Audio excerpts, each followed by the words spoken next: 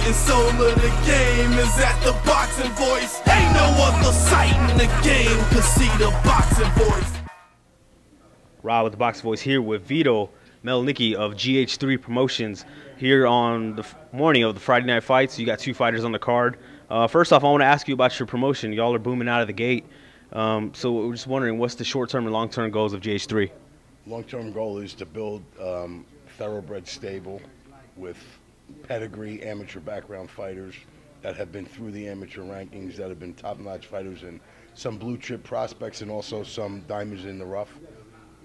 All right, and that was going to lead into my next question, because it seems like all the guys you're signing, they're fan-friendly fighters. They're getting spectacular wins, but you're saying that it is about the background.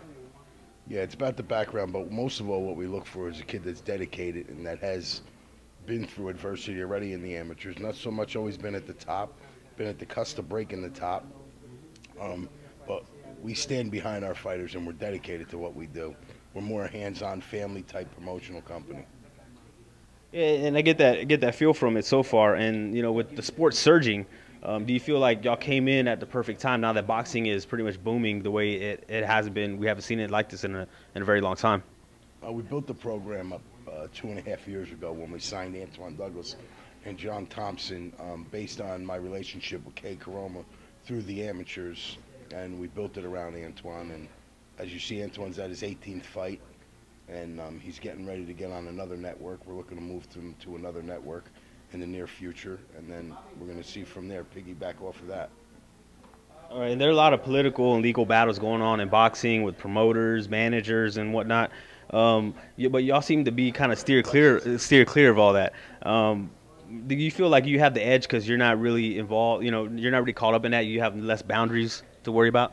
Well, we don't look to handle the business with other people. We handle our own business in-house, and we try to do as best we can with our fighters. We have relationships with Showtime as well as HBO, and ESPN has moved to a different level now because ESPN has been bought by Al Heyman with selling all airtime.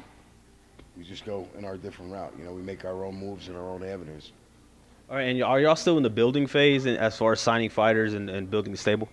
I don't think we're in the building phase no more. I think we're past that. After tonight, John will be at the top. Antoine's at, getting to the top. Everybody's breaking in. We don't look to sign superstars. We look to sign pedigree superstars and bring them and make them our own and follow through our path. If anybody comes along that has left the promotional company, but we don't get into taking people's fighters or getting involved with stuff like that. All right, and you have two fighters on the card tonight that are going to be televised, Adam Lopez and Thompson on the main event. What can you tell us about these guys and what they bring to the table? Well, first with Adam Lopez, I think we did another step-up fight for him. When we originally signed him, we put him on Showbox in 11-0. Kid Pablo Cruz, I think it was. He wasn't much of a puncher, but he was a boxer.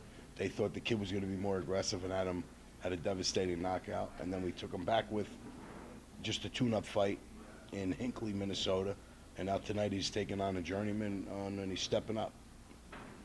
All right, and this Boxino tournament has done a lot for a lot of boxers' careers. We've seen with the likes of Alcelino Freitas, where he became a champion and a superstar, and recently where Willie Monroe, who won the last Boxino, he got his title shot versus Triple G.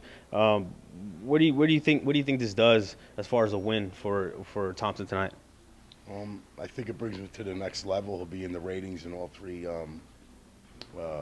sanctioning bodies. I think in order for him to step up to the next level, he's got to win tonight, and then from there he makes his own career, and depending on how he handles it. All right, moving back to GH3. Final question: what's in the future, in the near future, for as far as GH3? What can fans expect to see? July 17th, we have a Showbox date. We'll be announcing the 3 fighters that are on it, and then we have something in a surprise at the end of July that's going to be announced on another network with a couple of our fighters, and then we'll go from there. All right, I appreciate the time, boss. And any last words you want to give out to the boxing heads? Anybody interested in GH3 and what y'all are doing? Nah, we're just looking to build our program and build our stable and stay tight as a family and work this and move this the right way. All right, well, you guys got the momentum, that's for sure, and we'll definitely be keeping up and keeping track of you guys, and I appreciate the time again. Right, signing out.